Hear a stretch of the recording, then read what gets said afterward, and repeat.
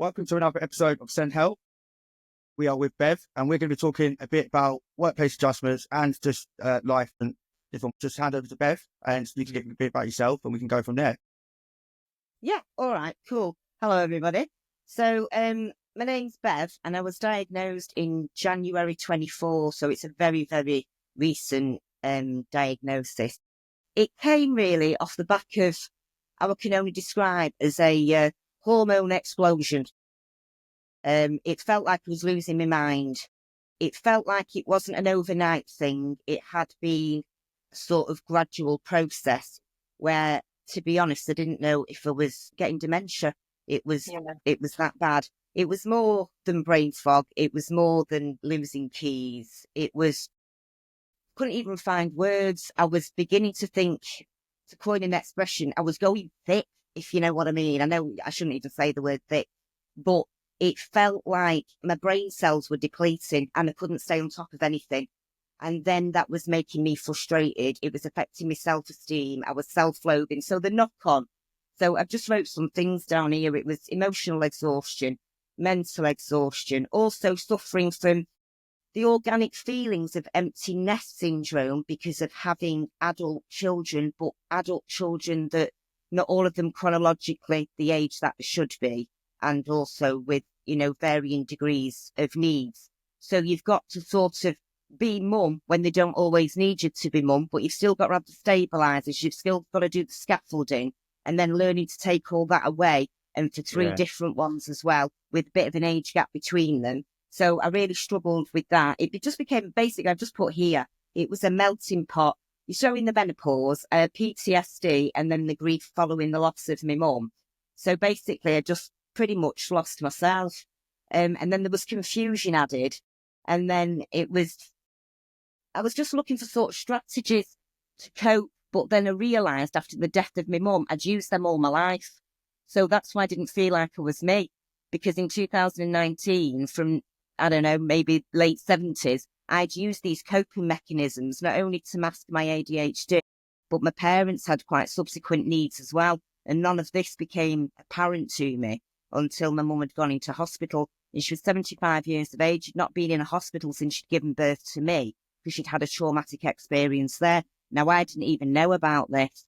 So I'd spent my life thinking, well, if my mother can do it, I can do it. But then actually I found out my mother didn't do any of it. So that was another, everything that you'd strive for and people pleasing and all of that, the person that you were sort of doing it for to not be a disappointment, obviously growing up an empath, she'd gone. So what was the purpose of it all? And everything that I'd used as a coping mechanism just fell away. And I completely lost myself. So I went to the GP, ran through all my symptoms with her. And then, she said, I think we should look down. So it was Psych UK that diagnosed me. I'm not medicated. I don't have a desire to medicate at the moment. There is a waiting list for that. And I think what you do is like a triage service where you take your own blood pressure and then you input that information. And then from there, they will work out your medication. I think you're the same one as me. Is it when you have to do the forms, height, weight, blood pressure, monitoring and stuff like that up for each week? Yeah. Yes, and you can put your weight in there and stuff like that, and then they get back to you with the medication, and then that again is all trial and error. But when I look at things, and he also went with heightened anxiety and depression. So, I mean, I'm not medicated at the moment with anything, but really, if I was to take medication for everything, it would be anti-anxiety, antidepressant, menopause medication. I don't know what they do with regards to the PTSD, possibly the anxiety medication. And then ADHD medication. It seems like quite a lot. It's a bit of a cocktail of this and that. So basically, I'm just trying to rebuild and work through, see what areas I need the support and see how I can sort of muddle my way through from who is Bev without all the add-ons and the coping mechanisms. That's where I'm at. I was going to say cannabis will treat all of them. Yeah. The great one should fits all. No, do you know what I'm saying that as well? When I got my diagnosis, it was because I got one on top of the other one, and I just ignored every other diagnosis since ADHD because it makes you think like what you said. Who am I? How could you say? And you look at it, and it's symptoms. So you're literally behaving the same way, but you have to have a personality. But where is it? If you're getting dictated to by all of these things that they're telling you have, and it's just by the end of it, you're like, this is a joke. Like, I was scared. Exactly. I was scared because when I got my diagnosis last year, and yeah, you question everything. I mean, I feel quite over it now. I think I processed it quite quickly. I think it's But the analysing, isn't it? Because yeah, I think it's about decision making. So I think you go, was that Bev making that decision back then? Or was that overwhelmed with ADHD and just rushed into it and didn't really think it through, and you process it? Because I think that was the scary thing for me, realising that actually I was vulnerable. Because you've been I was a parent from being 17, and I'm like, I'm dead together, I'm not vulnerable, mate. Yeah, right. Do you know? And then to actually recognise that you are vulnerable, and to recognise things like when I drive into, I've been driving since I was 17, but going to a car park, signs, for some reason, why is it I do not think that they are for me? It's like I'm exempt from this shit. This is how I walk around thinking there's nothing to do with me.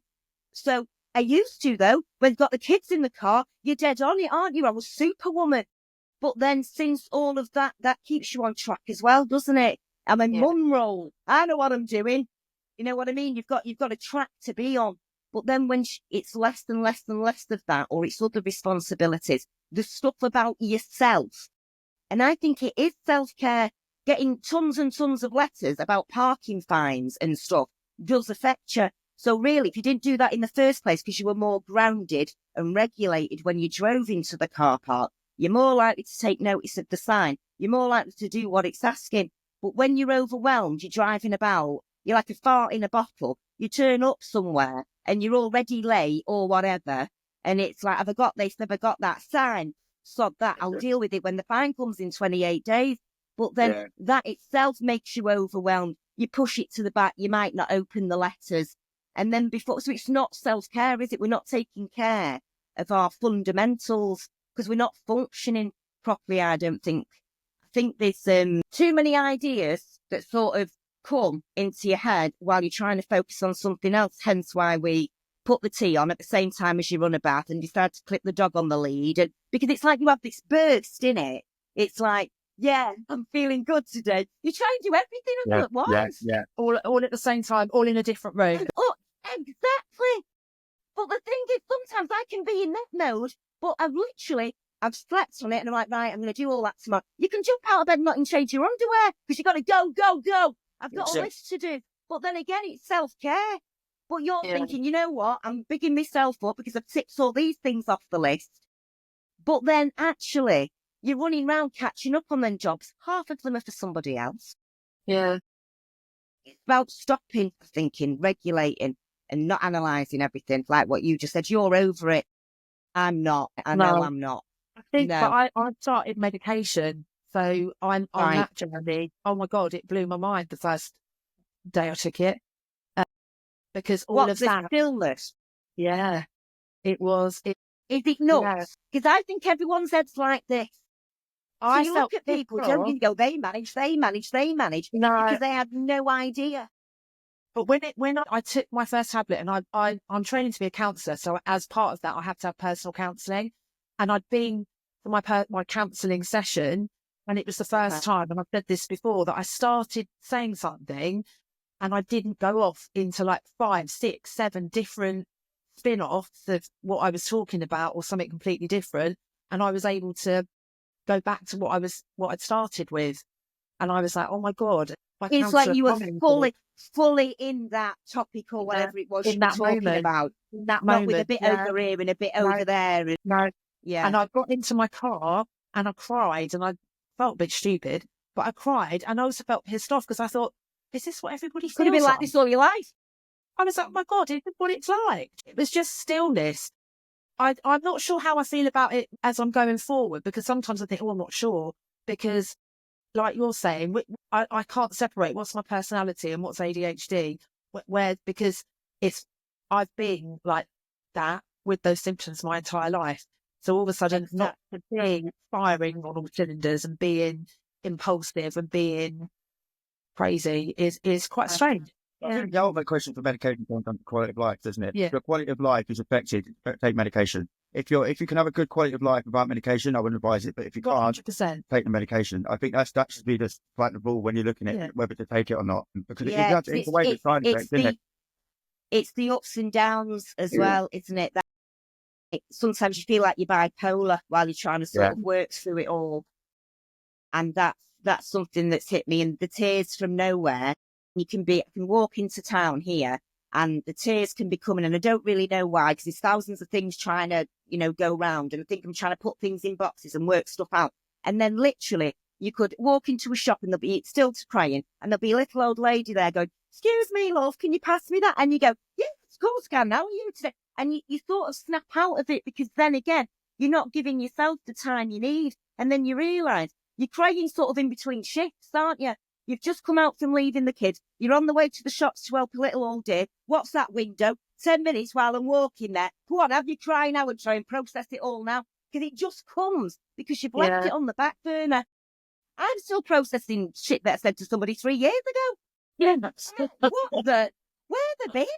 Because it just replays in your head and you're like, oh my God. Feeling. Yeah, but then the guilt comes, doesn't it, after Oh my diagnosis? God. Because then you're thinking, how present was I? Yeah, How exactly. present was I? And how many other people have I took on this journey of, I'm over here, I'm over there, I'm doing this, I'm doing that. Come on, it's great. It's a party for one up in here. The time of a bloody life. Don't really take him with you, though, do you? They're like, No, right, I would. mother, right, I'm coming. Do you know what I mean? And but I thought I'd done a marvellous job of having kids young, of fitting into their needs. I thought I'd fully adapted my head to Asperger's, ADHD, Tourette's, dyslexia, dyspraxia, all the other melting pot of stuff that goes on in the house. I thought, with being an inclusion worker, having worked with loads of kids with needs, from myself being very young, I thought I could do it. I thought I could, but I didn't realise that I was thinking I wasn't ADHD, I'm not Asperger's, so I can't fully get inside their head, but the guilt of trying to get inside their head. And then after last year, I'm like, blow me, I was already there anyway. So I was working equally hard, thinking I'm a neurotypical, trying to be ADHD. Yeah, that's my mum. Sorry to a T. That's my mother, right there. Yeah, that's it. No, He's just saying about his mum. That's what my mum done. It the whole time we was all the problems, and she was normal, and then realised that maybe she's worse than all of us. Like, and unmanaged it all. Like, listen, I understand, kids. I've not got needs, but what it is. Basically, she said to me, "Well, I'm normal. I don't do this." I'm thinking, "No, you're hypocritical." So I mean, it's like, you know what I'm all saying? right, aren't we? We all think we're right, but this is back to it again. It's not what's right. It's not what's wrong. It's about recognising all the strengths we do have. So let's stop focusing, especially back to the workplace. Stop focusing on what we can't do, and let's appreciate what we actually can do. And as far as 100%. work ethic goes, and for routine and focus, once you find something that you enjoy and you thrive at, you give 1,000%. You work fast, your brain works fast, you've got loads of ideas, fantastic assets to companies and corporations and settings. But then there's this sort of cloud over it, like, we might have to make a reasonable adjustment. Go on then, we'll let one of them in, tick the box for Ofsted. Do you know what I mean? Yeah. Actually, it's so much easier as well for them to just try and imagine what it's like for a day in our head than it kind of is for us, because we've got so much going on. We're so much more enigmatic. They're boring, the norms, aren't they? They're boring. The one-dimensional, got to fit into this, got to do this, like robots. I think We'd all be a lot better off if everybody was very open about the needs, and that's another thing, disclosing it. It's like, you need to lose the shame and have the conversations, keep the awareness going. do people? I'll say this again. I brought this up last time. People say about boring people and being ADHD. Okay, for example, I don't know if I told you this, but so Sharon's just been on medication. I never thought I would ever realise what I was like, and then I started coming to Sharon's house. And then I was going home exhausted from my head because I was it's like a one-man show. It's true. That's not personal tune. That's ADHD. So what? To me, you just use my name. Well, yeah, but I mean, like, what I'm trying to say is people see ADHD and it's not as saying they can't help. It actually makes people exhausted to try and keep up with it, to try and keep up with our brain, to try, if you're following someone and trying to, take that. trying to arrange like a meeting or something like that, and then on the phone call, then they're doing this, and your head's thinking, what the fuck is going on? You're just getting anxious. Just sit down. 2 minutes in a meeting, you're like, oh my God, we've got to do it. And then they pop out of nowhere and be like, yeah, we're ready now. That whole scenario is that whole hour before that is exhausting. Whereas for me, that's normal. It is Yeah. exhausting. Yeah. That's normal. Yeah. I also think a lot of ADHD are an empathic type of a person. Yes. I think a lot of 100%. ADHD I've met are more empathic. So the thing with you there is you want to try and share the experience with the other person. You almost want to try and get in their head and make everything relatable. So that's when it comes like that. I can relate to that. So then you start sharing your experience. Now, people who aren't ADHD, they will then think you're jumping in, you're taking over, you're interrupting, you want to be the star of the show. Actually, we're not that confident. We are all vulnerable, but we've had to use our mouths and comedy or whatever it may be to get around things in school, for example, where you're labelled naughty. So you'd rather be the class clown. You'd rather make everybody else laugh because the finger's being pointed at you. Do you know what I mean? But as an adult now with ADHD, I'm experiencing that. So even though I'd go in guns blazing, fighting for my kids in school, well, he'd better not be here then if he's going to be treated like that and all the rest of it. Now I'm sort of doing that for myself and for adults with ADHD and just noticing how even if you are open and quite enthused about your needs and want to share to support other people because you know it makes a difference, then you turn up at somewhere like the counselling, for example, what we chatted about the other day, and the spotlight's on you. It's you, that one there. You want us to change things for you.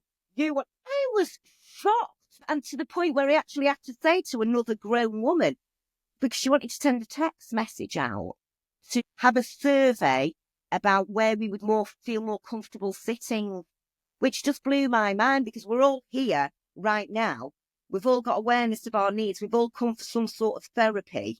And I think we'll all know ourselves where we're comfortable. Just ask us, why are they wasting time? We all go home. Yeah. We'll all be forced to sit at desk, then we all go home, then we all get a text, then we all have to say in secret where we'd like to sit. So I just said out about this. We sit in a circle. It's a circle of trust. What's said in the circle stays in the circle. We're all adults and we're all, we can all decide to sit where they want. And then the ones that don't, who need the desk, let them. It's not that hard. And when I said, we can make reasonable adjustments in a classroom for 30 children, it was like, well, you're not in a classroom. No, but we're in a meeting of 5 adults, some with needs, some diagnosed, some not, but we're all there for a reason. And it was about anxiety and it was about fitting in. And I was quite shocked at how they sort of highlighted me to the point there where, you know what it's like when you sort of feel like the camera's on you and everybody in the room, they're all looking round at me and it was like, it's you. So then I sort of go into like a bit of it's a bit of an acting role, I think, but I think that's what's got me through. So then I'm like, I feel like a stand-up comedian who's just died on stage, tumbleweed, no one's got a sense of humour. But then because I've said no one's got a sense of humour, it's like nobody has and nobody reacts. I'm like just wanting the ground to open and get the hell out of Dodge. Yeah, no, that's horrible. I said how it makes me feel in here now. Like I was the one that was late. I was the one that couldn't find the link to fill out the questionnaire before they got there. I was the one who doesn't want to sit at the desk. I'm the one that doesn't want the coffee. I'm the one, only because it was rubbish coffee. Bring me home, thanks. But it was like I'm already feeling different. And for the first time in my life, I went somewhere for help. Yeah. Going for help made me feel like there was something wrong with me. And subsequently, it's resulted in me being kicked out of that group. And they're going to find me another service for one-to-one. To which I replied, so you don't want me to attend next Tuesday? No, that's correct, Beverly. Thank you for understanding.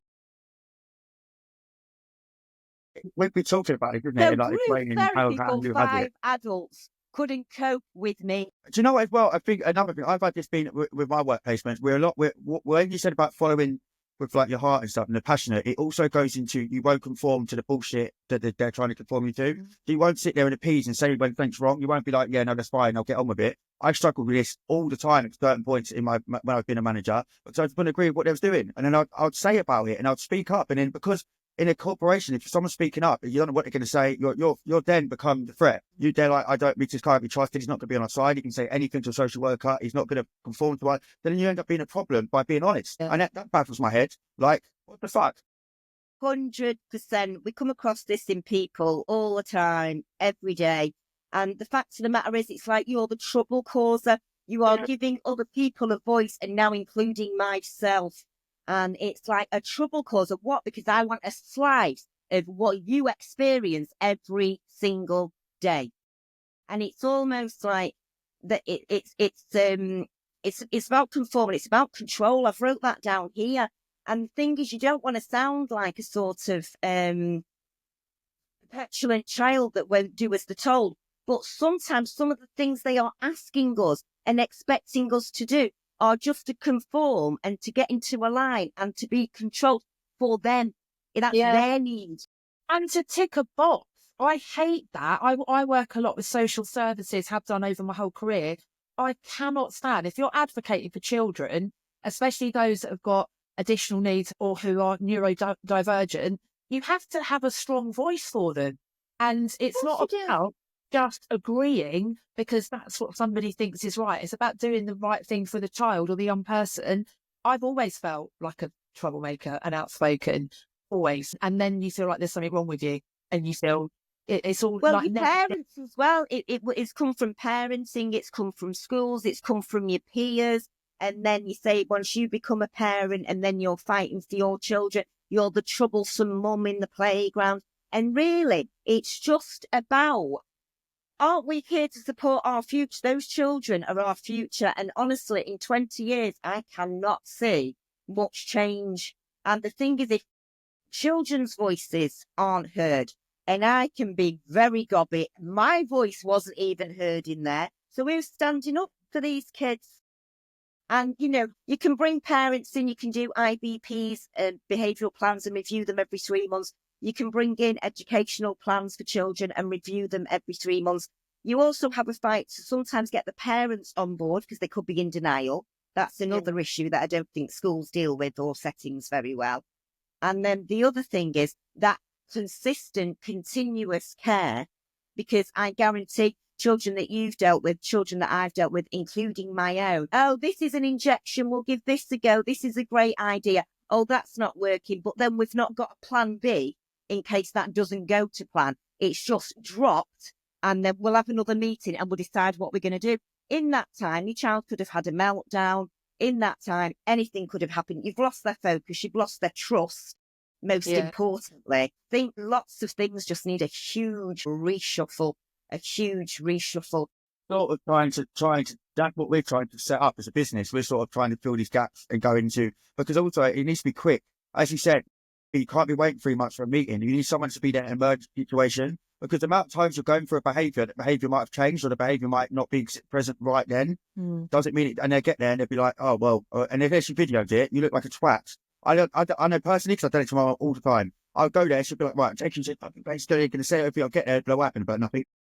But I'm like, don't you talk about it? She's like, last week you were saying that you can't cope anymore, you need these things. I was like, yeah, but that's last week. I'm fine. Yeah. Like, there's something needs, and to train everyone, like, it's up to people's own back to get training for this anywhere, in any scenario. So, for instance, in a workplace, the way they treat autism and ASD and ADHD, from my experience, it is a problem. And it's a problem you've just got to be very delicate to be able to manage. It's not seen as something that's actually sympathetic. It's seen as, oh my God, not necessarily because it's so scary, but it's because it's so, like, you just don't know what to do with it as well. There's no training. You activate as a big threat, because if you do it wrong, you're finished, and they could use it against you. So everyone, things that comes up, it's not met with like compassion and, oh, are you okay? It's fear. It's straight away, oh my God, what are they going to do? Are they going to be in again? Or what if I say something wrong, if I say this wrong, they're going to get against me? Like, do you know what I mean? It's such a hard thing. So it's still not in the workplace. It's still seen either as a problem. And again, it's so hard to mold it into it, isn't it? Unless you've got like someone who's the manager who had great ADHD. then it's okay. It's like you've got to go to work. That whole process behind that, some mornings or evenings can be horrendous. They don't know what you've had to deal with. There's no support for that when you get there. And then this other big thing now is you've got to police yourself, and you've got to have so much awareness, not be feeling vulnerable and try and expel that and tell that to your boss, to your workplace. So not only have you got to deal with it all before you get there, you've got the anxiety of actually fitting into the workplace. And then you've got to tell them how they should deal with you. But then again, that makes you look like a problem. You need special treatment. Well, not really, not really. And if somebody from Chelsea, for a lot of huge companies, just went on a very basic autism awareness course just to open the door so that we can have conversations that then talk about other courses that are accessible and that can be trained, CPD training, for example, once every fortnight within a workplace until everyone's got to grips with things, and then get people in. Like at your work, Nate, when you go for an appraisal, do they even touch on how comfortable you are in the workplace? Do they touch on things like smells and lighting and how things can be improved, or any sensory difficulties? Even something as small as a small settling in period, a couple of minutes just to sit down before you log on, somewhere like a call centre, for example, where it's quite fast paced and tons of people and everyone's head down and logged on. Wouldn't it be lovely if that person with needs just got to sit in in their surroundings and just got grounded, and just a little, even if you had to just to give yourself a little bit of tapping, whatever that little ritual might be, and just for that to not be picked out, not to be highlighted, to be embraced and thought, I think we're dead cute, aren't they cute? Yeah. Yeah. Do you know what I mean? Yeah. Because there is a child, there is, and I didn't want to admit that I'm a grown up, I'm not a child, but there is. But I embrace that. That's the best part I like about me. Because I still find simple pleasures in lots of things. Enthusiasm. You have enthusiasm and creative, and we're I'm positive. 1,000 different things a day, though, Sharon. It drives me insane.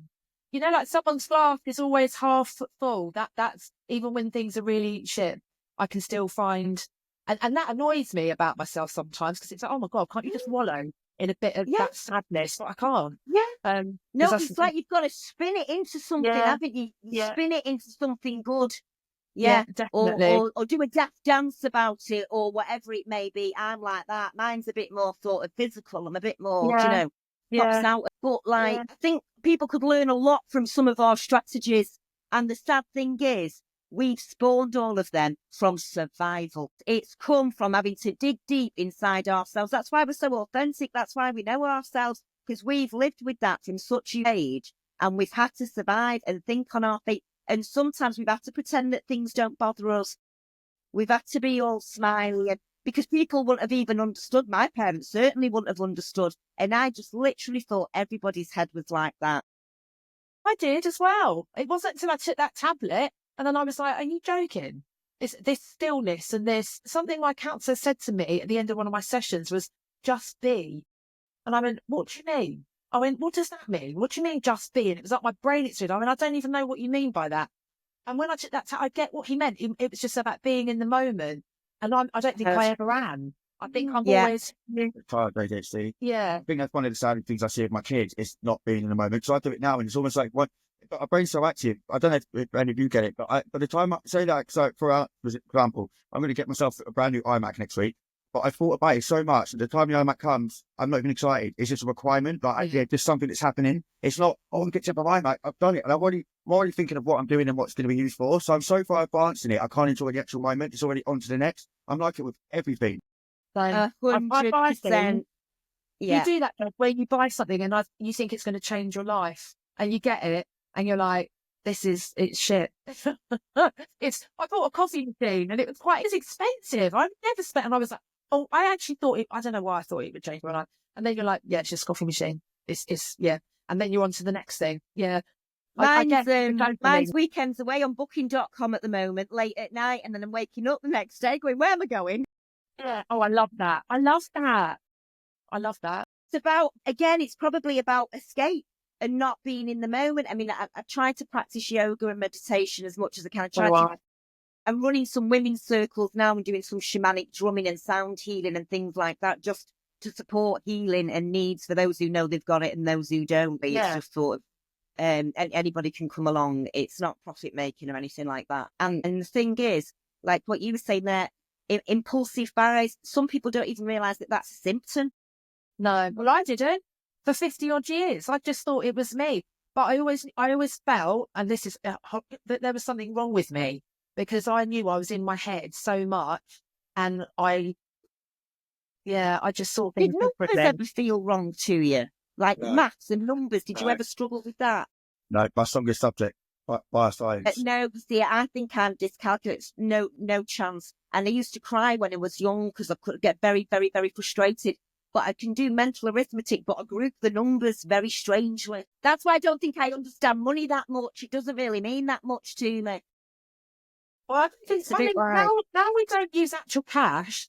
I've now decided, because I felt I was going in so hard on myself all the time, negative, like telling myself that I shouldn't be doing that, or I should have grown out of this, or I shouldn't have, it was all negative. And I just think of money as tokens, and then I don't feel so bad about spending it. It's just tokens. It's just gonna, and when you die, you don't need it. So Exactly. that's my mantra. But the thing is, when that side of ADHD kicks in, when you've got to pay your bills, though, innit? That's the thing. It's like bills are boring, aren't they? Like, bills, I don't open posts, and I know need anything for it. It's no instant gratification. That's what the impulsive buys must be about. Yeah, Seeing something for it. I need it to make me feel better straight away. Yeah. It's even just buying it. Yeah, it's not always the getting it either. It's just buying it, the online purchase. Process. But like what Nate said there about his iMac, it's interesting. It's almost like you were locked on. Do you know what I mean? Like a little obsession. It's already occupied so much time in my head that there's nothing to be excited about. And now it's actually more of a task. I'm thinking, fuck, I've got to set it up. Yeah. It's about how to use it now. Yeah. Yeah, to ensure. And it's a shame, and it's, like that opening the present moment, it's gone, hasn't it? Yeah. And our kids don't have that either. And sometimes that's quite sad to see, isn't it? Yeah, it's quite. And I think I mustn't have had it. Must have just winged it. I'm really bad for that. I remember my dad. I hate getting presents because or surprises. I open it, and I don't know. I think is this just my personality? I open it and I almost say, "Why did you get that?" All the time I do that. I'm not for that. Nah, because that's one, I didn't want it. Two, I've got no. I just don't get why you've got me. Two people go get see if they want something, they get it, and that's the problem. So you're never going to get someone that hasn't got it. So it's I would buy if I got that. Yeah. Well, if I wanted that, I'd have bought it myself. I didn't need it for me. Yeah, I never thought of it like that. Because I also see that as well as a little bit of somebody wanting to give. I don't think we say we're givers. We're not that good at taking, though, are we? No. Even presents, when you think about it, even presents, we're not good at accepting. You see, my eldest one's 32. She will say to me sometimes, God, you don't take help. You're so hard to help. Yeah, then that's because you've managed everything yourself and you want to prove to everybody that you can do. So you end up doing shitloads, take on too much, and then we think we get overwhelmed. And then we're a bit embarrassed about that maybe, or it highlights our vulnerability. No, don't speak to me. I don't want any help. I'll crack on. Yeah. I've learned a tactic quite recently actually about all of doing that. It's about giving yourself realistic expectations. So I do that a lot. I'll do day in a week here. I've got things to do. I'll do nothing for 4 days. And one day I'll have that day when I'm going to do everything. And I'll try and put everything on that day. And of course I'm going to crash. And then I crash and that's all shit. But like the expectation, if I look back on it afterwards, it's like you were never going to do that. Whether you was manic, whether you was like in a bad mood, nothing. That is ridiculous. No human being is going to be able to do like 3 podcasts, 2 editing things, have a deadline out by there, and then go back and do that. And you put it all in one day. You couldn't fail. So like instead of blaming like, oh, I can't do this, you set yourself up to fail. That's how I see it now. Instead of me, not me being able to fail the task, if I've done this to myself, what have I put on today? Have I made it easy for myself? Like I've got a list and I'm really tempted to get it, but I'm not going to. And I decided what I needed to make myself happy and feel fulfilled. And it was for me to do every day. And I wrote a list of about 20 things that I needed to do every day. And when you're just, it was things like yoga, do yoga every day, drink so much water, because I forget to drink. I know other Yeah. people say, I Well, just it's do. like that gauge slips off as well, I think, while you're trying to Yeah. manage everything else with ADHD. Your hunger gauge and your thirst gauge, I think it slips off, like with lots of with autism. Yeah. Self-care again, though, Nate, it's Directing way. self-care. Yeah. When I looked at this list, when I was feeling, I don't know, you just come across something, you like another list. And I felt quite sad because I thought, why did I think I could do that every single day? Because of course I can't. And then, like you just said, then you go into that self-deprecating, I'm shit, I can't even drink water, I can't even get up and do 15 minutes of yoga in the morning, I can't do this, I can't. And it's negative talk, and it's destroying, is what And it we're is. we're wiring it then, aren't we? Exactly. And so, and then we're looking everywhere, and it's don't believe all your thoughts and look after your well-being and and then you're, oh my God, I've got to start doing this as well as everything else. And I think we do, and then we go, yeah, right, we'll write this list. It's what everybody else does, isn't it? We write this down, right? Okay. I even write down who I had to call, like family members, because something, and I don't know, I guess this is a thing. Like with babies, you get object permanence. So if you've got your hand there, but if you cover the hand, the baby doesn't realise the hand is still there. I'm like that with people. Yeah. And I literally, it's not that I don't care. It's just literally if they're not in front of me or around, or I can almost, and I don't have any, and that upsets me because it's not that I don't care, but I just don't have that feeling of connectiveness if they're not there. But then sometimes can you have like an empathic moment where you've not spoken to them for months and you've just thought about them and you let them know that? Yes, but that can go for a long time. And also, Yeah, I feel like I feel feelings very intensely. Does that make sense? Yeah, 100%. I'm a massive empath. Yeah. Because to this, so I just thought this was me. And like we said at the beginning about personality, what's your personality? That's also thinking, oh God, do I want to take medication because I might not be me anymore? But of course I'm me, but just a less scatty version. The word scatty we use a lot. Yeah, it's such a good. Because it does, because you do look scatty. And also, I think it's about boundaries, though. Not about complaining. I'm always like, I'm very demonstrative. And yeah. And well, I think that scatty comes from overloading ourselves because we do people please. Yeah. So we know it probably takes us longer to process stuff for ourselves and manage our time, but we feel massive guilt. We want to help as many people as we can. And then by doing that, we're not setting our own boundaries. We're not being clear with ourselves. And that's something that I learned that I'd never said no to my kids, never said no. Yeah. And then all of a sudden you start going, actually, I'm not feeling like I'm a bit peopled out. It's going to affect me today. And it's like there's something wrong with you now. You've changed. And that's another thing. It's introducing the new, not healed. I don't think we're fully healed ever, but I think the new aware Bev coming back into the world. People are a bit like, oh, you've changed, haven't you?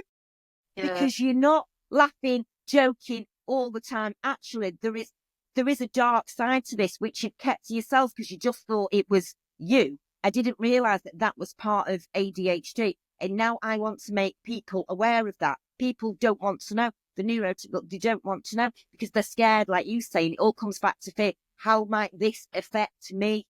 What is it you're actually saying? And you're only speaking your truth and you're only making people aware that sometimes you might not give eye contact. Sometimes you might repeat yourself. Sometimes you might interrupt. But it's all come from, I always think, a very positive, loving place because we feel like we want to spread ourselves about and help other people.